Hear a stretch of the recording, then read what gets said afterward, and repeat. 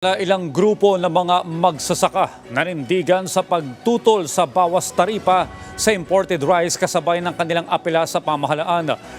Kasabay naman ito, puspusan ng Department of Agriculture sa pagpapataas ng produksyon ng bigas. Si Clazel Pardilla sa sentro ng Balita Live.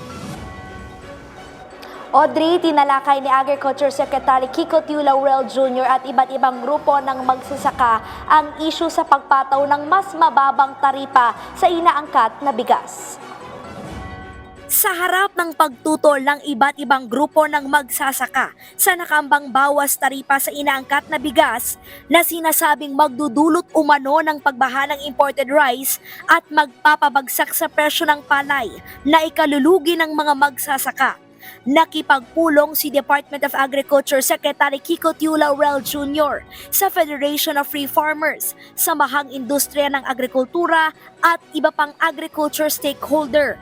Sa eksklusibong panayam ng PTV sa programang In Person, ibinahagi ng kalihim ang ilan sa kanilang napag-usapan.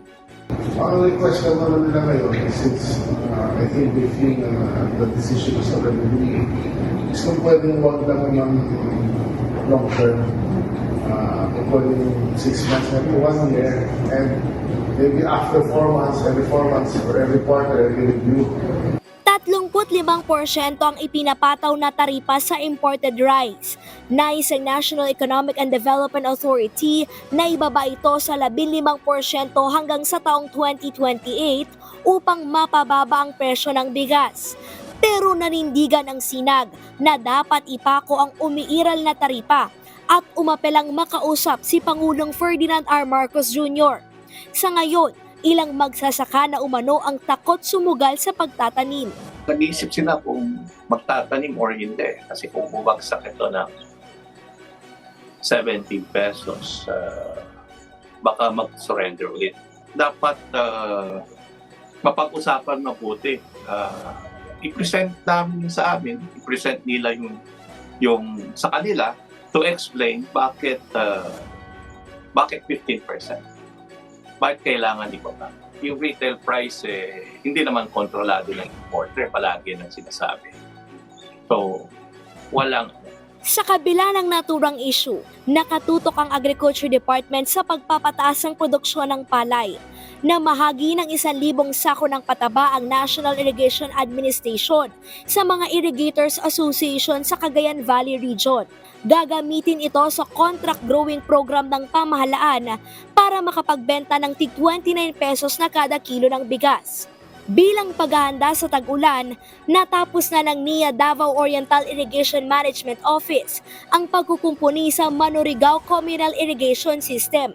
Makatutulong ito sa pagkalap ng tubig sa tag-ulan na makapagbibigay ng irigasyon sa 55 ektaryang palayan sa Caraga, Davao Oriental.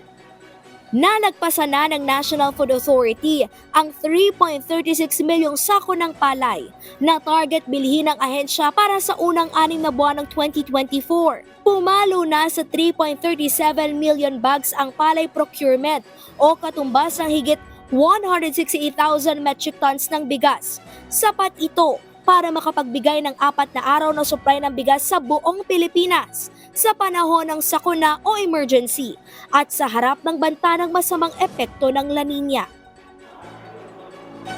At Audrey, ngayong National Information and Communications Technology Month, binigyan diin ng Department of Agriculture ang paggamit ng satellite para makakalap ng impormasyon sa mga posibleng pinsala sa mga palayan at yung paglago ng produksyon. Bukod pa dyan ang paggamit ng mga modernong teknolohiya gaya ng drone technology na maaring magamit sa pagsasabog ng binhi at paglalagay ng pataba sa mga sakahan.